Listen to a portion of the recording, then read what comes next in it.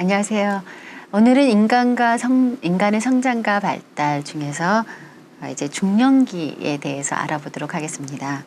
중년기는 청년기 이후이고 노년기로 넘어가기 전의 단계이죠. 따라서 중년기와 상황에 따라서는 어떤 분들은 중년기를 장년기를 아우르는 것이다 라고 하고 있고, 그래서 혹시 다른 자료를 보시거나 참고하실 때 중년기는 장년기와 동일한 개념으로 이해를 하셔도 될 것 같습니다. 그리고 이때 이제 중년기는 노년기 이전의 단계가 해당되기 때문에 노화를 인정하는 것이 굉장히 중요해지는 시점입니다. 따라서 자신의 신체적, 생리적인 변화에 대해 적응을 하는 게 노화를 이제 서서히 이해해가는 과정이라고 볼 수 있습니다.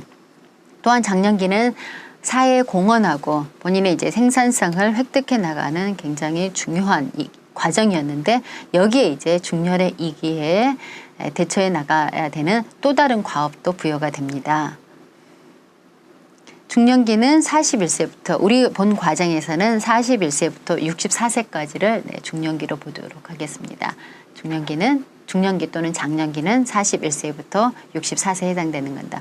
물론 학자에 따라서 조금 논의가 달라지긴 합니다만 본 과정에서 이렇게 가도록 하겠습니다.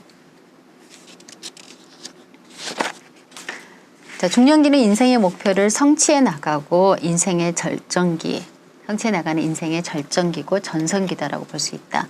자, 우리가 중년기는 지금 41세부터 64세라고 했습니다. 특히 이제 이 과정이, 중요한 과정이 인생의 절정기고 전성기라고 보여진다. 왜냐하면 경제적으로 가장 안정되고 삶의 다양한 영역에서 오랜 경험들을 통해서 이제 지혜가 축적이 되는 거죠. 인생의 지혜, 삶의 지혜. 그래서 이런 지혜들을 축적하고 직장에서도 이제 일정 지위, 직위를 갖게 되고 그에 따른 이제 책임이 부과되기 때문에 삶의 전성기다라고 볼 수 있다. 그러나 동시에 이제 후반부로 갈수록, 중년기의 후반부로 갈수록은 위기가 존재하고 개인적으로 굉장히 불행하고 우울함을 경험하는 시기도 될 수 있다는 것입니다. 따라서 융은, 정신분석학자 이론이었던 융은 어떤 얘기를 했냐면, 장년기는 인생의 전환 시기라, 삶에 있어서 굉장히 중요한 터닝 포인트가 되는 시기라고 최초로 지적을 했고, 특히 삶의 전반부는 본인이 이제 외부 세계, 특히 이제 본인이 접하는 가족, 자신 외의 사회관계를 얘기하겠죠. 이런 외부 세계를 다스리는데 주력하게 된다. 그러나 장년기 후반부에 있어서는 내가 가질 수 있는 한계라든가 노화로 인한 질병이라든가 사망을 인간 힘으로는 도저히 안 되는구나, 어쩔 수 없구나 하는 거, 이런 것들을 지배하기 어렵다는 것을 인식하게 되는 시기가 된다라고 정의한 바 있습니다. 장년기의 주요한 이제 발달 과제를 간략하게 보도록 하겠습니다. 일단 자신의 과거에 대한 재평가.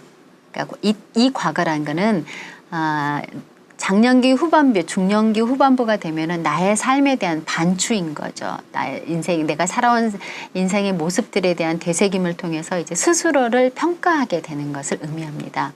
그래서 죽음에 대한 의식도 준비하고, 지금은 웰 다이닝, 그래서 잘 죽는다는 게, 잘 삶을 마감한다는 게 어떤 것인가, 어떤 준비나 과제들을 해야 되는가에 대한 논의들 굉장히 많이 되고 있습니다. 그다음에 두 번째가 이제 인생의 남은 부분을 새로운 시기로 시작하는, 그래서 기존의 부정적인 부분들을 오히려 긍정적인 걸로 극복하고 더 잘 삶을 마무리하기 위한 것들 고민한다라는 것입니다.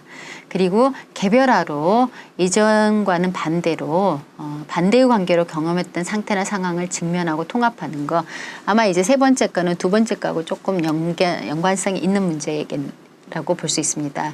이때 개별화란 장년기에 자아를 물리적으로 외적 차원으로부터 내적으로 정신적인 세계로 전환시키는 것이다.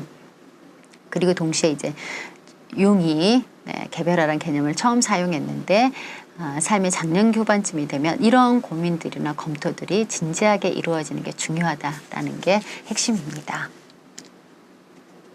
굴들한 사람은 따라서 장년기에 벗어나야 될 비합리적인 가정들을 몇 가지를 얘기를 했습니다. 간단하게 이제 보고 가겠습니다.